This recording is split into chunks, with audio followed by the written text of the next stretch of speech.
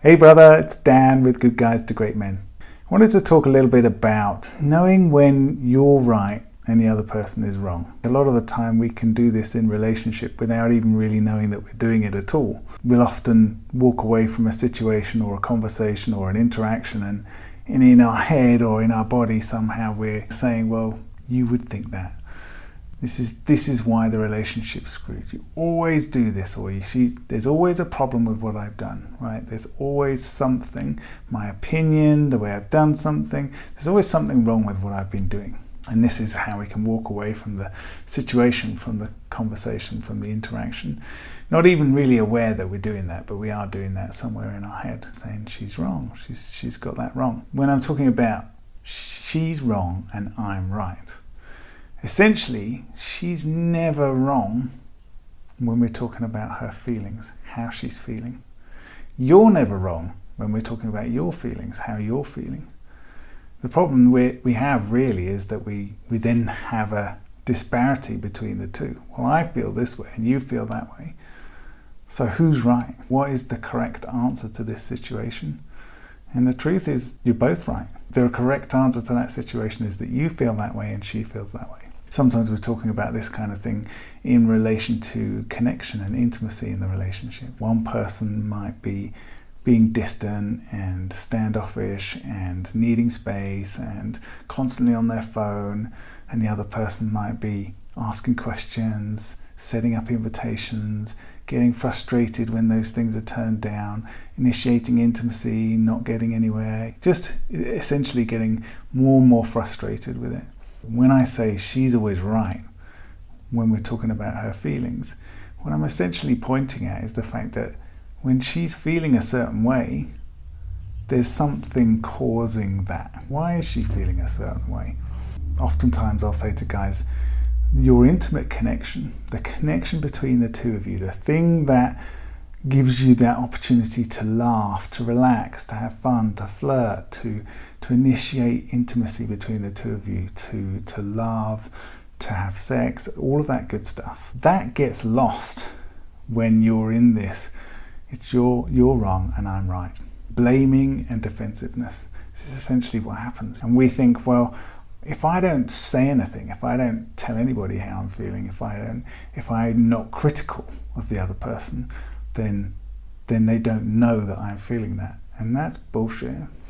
Because she's got a super sensitive detector that tells her, and we have too, right? But we're not so aware of it, that tells her when somebody's pissed off, when somebody's upset. However it is that you're feeling and thinking about the other person, it is being communicated in one way or another. Body language, tone of voice, intonation, look in your eye, all this stuff is shouting out information to the other person.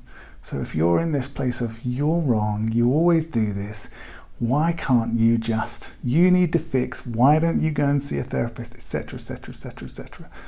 All that stuff is creating the environment, and then you're then getting frustrated with the fact that this is a sexless relationship or that there's no passion, but without really any understanding of how you're creating the environment. And we're always saying, look, the man is responsible for leading the emotional environment. And that means being aware of when you're doing this stuff. And I know sometimes it can be so subtle that you don't even realize. So what I wanted to get across to you today is just be aware of it. Have an interaction. You come away from that interaction and you feel something, discomfort, some niggle, some frustration, some annoyance. Don't ignore that. Don't shove it down. Recognize that and go, okay, so what's going on there? What am I doing in this moment? What am I thinking about? Where's my focus? If your focus is on the other person is doing something wrong, then you've disconnected. You've chopped off the connection. There's no chance of connection in that moment. So what I want you to be able to do is to reground yourself, take a moment, get a little bit of energy back in your body, and then get curious. Okay, so there's disconnection. Okay, that's true. There's maybe even tension. So why? I wonder why that is. Just get curious about it. You don't even need to ask questions, poke and prod. You don't need to do any of that.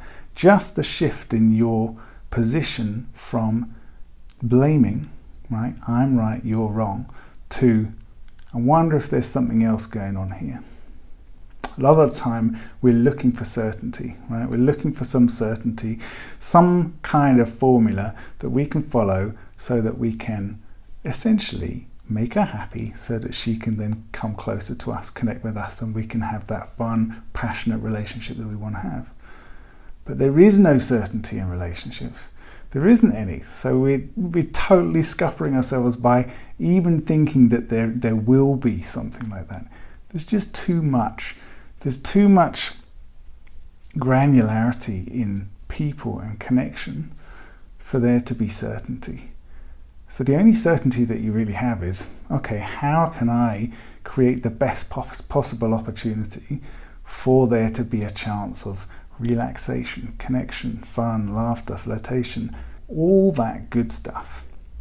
And that comes down to being really self-aware, and not just being aware of how you're being and who you are, but being aware of the connection, being aware of what's going on with her, being aware that if she isn't able to open up or answer a question or something like that, then something else is going on.